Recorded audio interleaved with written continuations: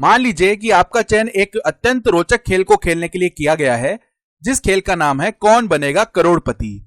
और आपके सामने इस प्रकार से यह एक सवाल है, और यदि आप इस सवाल का सही उत्तर दे देंगे तो आपको 1 करोड़ रुपए मिल जाएंगे। यानी कि इस सवाल का सही जवाब देने से आप 1 करोड़ रुपए जीत जाएंगे। हालांकि यह स्थिति यहां पर पूरी काल्पनिक है, फिर भी मैंने कभी नहीं सोचा था कि गणित के उपयोग से हम 1 करोड़ रुपए तक जीत सकते हैं। तो देखिए आपके सामने यह इस प्रकार से सवाल दिया हुआ है कि वर्ग संख्या ज्ञात कीजिए, और इस सवाल के लिए हमारे पास में 4 विकल्प हैं, यानी कि 4 ऑप्शंस हैं, और प्रत्येक विकल्प में हम एक 6 अंक वाली संख्या देख पा रहे हैं। तो हमें इन चारों संख्याओं में से बताना है कि वर्ग संख्या कौन सी होगी। तो यहां पर देखिए हमारे पास में ऐसा कोई भी तरीका नहीं है जिससे कि हम पता कर पाएं कि इन चारों संख्याओं में से वर्ग संख्या यानी कि स्क्वायर नंबर कौन सा होगा। और यह भी मान लीजिए कि आपके पास में एक लाइफलाइन है जिसका नाम है 50-50 लाइफलाइन। तो यदि आप 50-50 लाइफलाइन का प्रयोग करेंगे तो इन चारों विकल्पों में से 2 विकल्प गायब हो जाएंगे और 2 विकल्प बचेंगे। तो अब आपको उन 2 विकल्पों में से सही विकल्प का चयन करना होगा। लेकिन यदि हम 50-50 लाइफलाइन का उपयोग भी कर लेते हैं तो जो 2 विकल्प बचेंगे उनमें से भी हम कैसे पता लगाएंगे कि वर्ग संख्या कौन सी है, क्योंकि इसके लिए भी हमें तरीका तो पता नहीं है कि किस प्रकार से हम पहचानते हैं कि वर्ग संख्या कौन सी होती है। तो अब आपको एक निर्णय लेना होगा कि क्या आप इस सवाल को छोड़ेंगे और जितने पैसे आप अभी तक जीत चुके हैं वो लेकर चले जाएंगे, या फिर आप आगे खेलेंगे और इस सवाल का उत्तर देंगे जिससे कि आप 1 करोड़ जीत सकें। चलिए अब देखते हैं कि हम वर्ग संख्याओं के बारे में कुछ सोच सकते हैं या नहीं, और विशिष्ट रूप से हम यह ध्यान दे रहे हैं कि वर्ग संख्याओं के अंत में कौन सा अंक आ रहा है। और चलिए देखते हैं कि इससे हमें इस प्रश्न का उत्तर देने में मदद मिलती है या नहीं। अब हम इन चारों विकल्पों को देखेंगे तो हमें प्रत्येक विकल्प में एक 6 अंक वाली संख्या दिखाई दे रही है, और हमारे पास ऐसा कोई तरीका नहीं है जिससे हम केवल संख्याओं को देखकर पहचान लें कि यह संख्या वर्ग संख्या होगी या नहीं। अब यदि हम इन संख्याओं के इकाई के स्थान पर देखते हैं कि कौन से अंक हैं, तो इस प्रकार से देखिए इन चारों विकल्पों में जो ये संख्याएं हैं इनके इकाई के अंक हैं 3, 6, 1 एवं 8।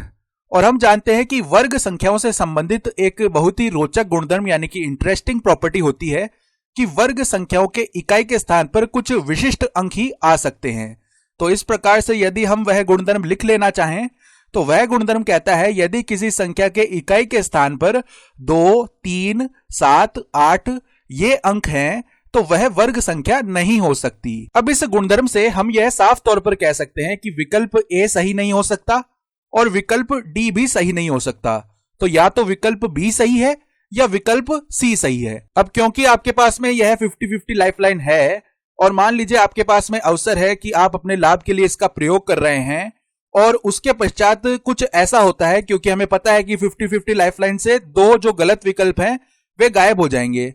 तो यदि ऐसा हो जाता है कि उन 2 गलत विकल्पों में से एक विकल्प या तो विकल्प बी हो या विकल्प सी हो, तो यदि इन दोनों विकल्पों में से एक भी विकल्प गायब हो जाता है तो जो विकल्प बच जाएगा वह आपका सही उत्तर आ जाएगा और आप 1 करोड़ रुपए जीत जाएंगे। तो मान लेते हैं कि आपने इस 50-50 लाइफलाइन का उपयोग कर लिया है और यहां से विकल्प ए एवं विकल्प बी गायब हो गए हैं। अब विकल्प ए एवं विकल्प बी गायब हो जाने का यह अर्थ है कि ये दोनों गलत विकल्प थे। तो इसका अर्थ हो गया है कि हमारा जो विकल्प सी है यानी कि ऑप्शन सी है वह एकदम सही विकल्प होगा, और विकल्प सी में जो संख्या लिखी हुई है वह है 7,72,641। तो हम कह सकते हैं कि जो वर्ग संख्या है वो विकल्प सी में लिखी हुई है। और मैं आपको यह भी बता दूं कि इस संख्या का जो वर्गमूल है यानी कि स्क्वायर रूट है वह 879 यानी कि 879 होता है। तो मैंने यहां पर इस सवाल की रचना कुछ इस तरीके से की कि हमें वर्ग संख्याओं के गुणधर्म यानी कि प्रॉपर्टीज के बारे में पता लग पाए। किंतु मैं आपसे पुनः कहूंगा कि यह सोचना काफी मजेदार है कि इस प्रकार का सवाल हमें कौन बनेगा करोड़पति में देखने को मिल सकता है, और ऐसा भी हो सकता है कि हम इसका सही जवाब देकर 1 करोड़ रुपए जीत जाएं। तो चलिए एक बार केवल अपनी खुशी के लिए हम यह मान लेते हैं कि हमने इस सवाल का सही उत्तर दे दिया है और हम 1 करोड़ रुपए जीत गए हैं। किंतु क्या होता यदि यहां पर विकल्प ए और बी के गायब हो जाने की बजाय विकल्प ए और डी गायब हो जाते? तो यदि ऐसा हो रहा है, ध्यान दीजिए, क्या हम उस विधि का उपयोग कर सकते हैं जिसका उपयोग हम पहले कर रहे थे? नहीं कर सकते। देखिए, ऐसा जरूर हो सकता है कि हम अन्य किसी विधि का उपयोग करके पहचान ले कि वर्ग संख्या कौन सी है, किंतु हम संख्याओं के इकाई के अंक देखकर नहीं बता सकते कि वह संख्या वर्ग संख्या होगी या नहीं होगी। और ऐसा क्यों है? इसका कारण है कि एक पूर्ण वर्ग संख्या यानी कि परफेक्ट स्क्वायर के इकाई के स्थान पर 1, 4, 6, 9, 0 ये अंक हो सकते हैं। यानी कि यदि एक पूर्ण वर्ग संख्या है तो उसके इकाई के स्थान पर ये अंक हो सकते हैं, किंतु इसका विपरीत आवश्यक नहीं है। यानी यदि मैं कहूं कि एक संख्या के इकाई के स्थान पर ये अंक है तो क्या वह संख्या पूर्ण वर्ग संख्या होगी? ऐसा बिल्कुल भी आवश्यक नहीं है। अब यह गुणधर्म क्यों लागू होता है, इसे समझने के लिए पहले हम इस प्रकार से 1 से लेकर 9 तक की गिनती लिख लेते हैं।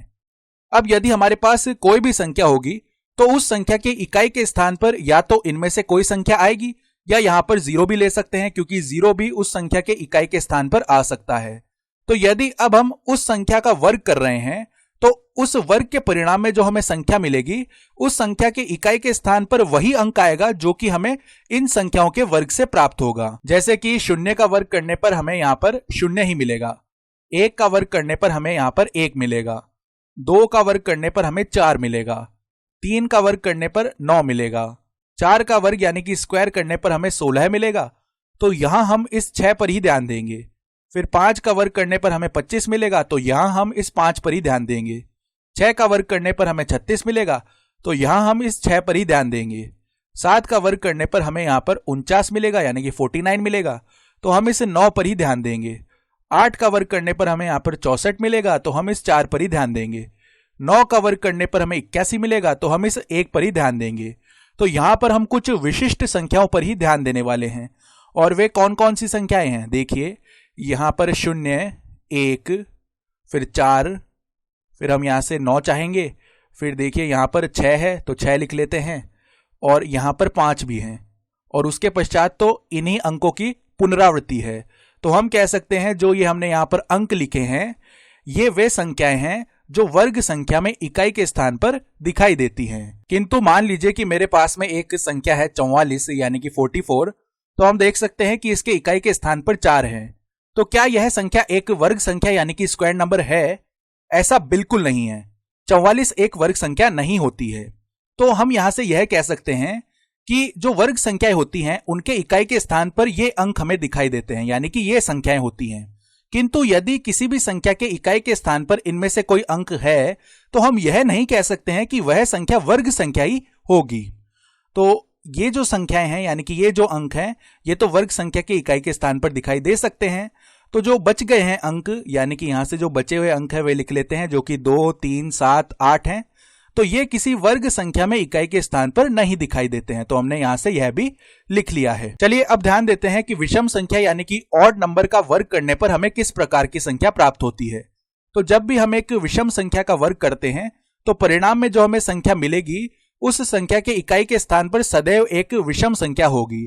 तो यहां पर हम देख सकते हैं कि यहां पर हमने विषम संख्याओं का वर्ग किया है यानी कि स्क्वायर किया है, और जो हमें परिणाम में ये संख्याएं मिल रही है इनके इकाई के स्थान पर एक विषम संख्या ही है।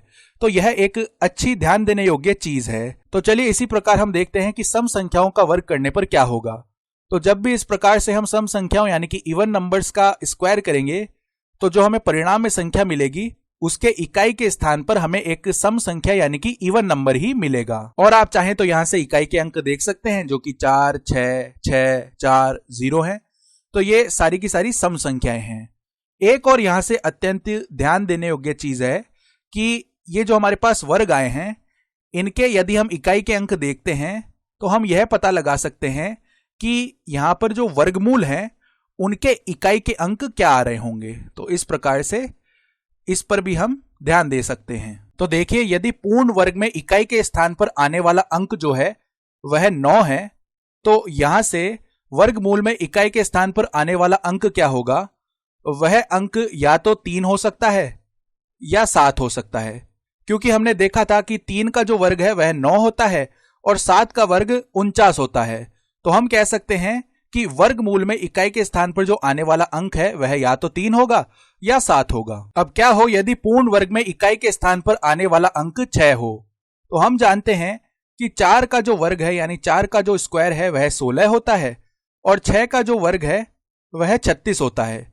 तो यदि कोई भी संख्या है जिसके इकाई के स्थान पर या तो 4 है या 6 है, यदि हम उस संख्या का वर्ग करेंगे तो जो हमें परिणाम में संख्या मिलेगी उसके इकाई के स्थान पर 6 होगा।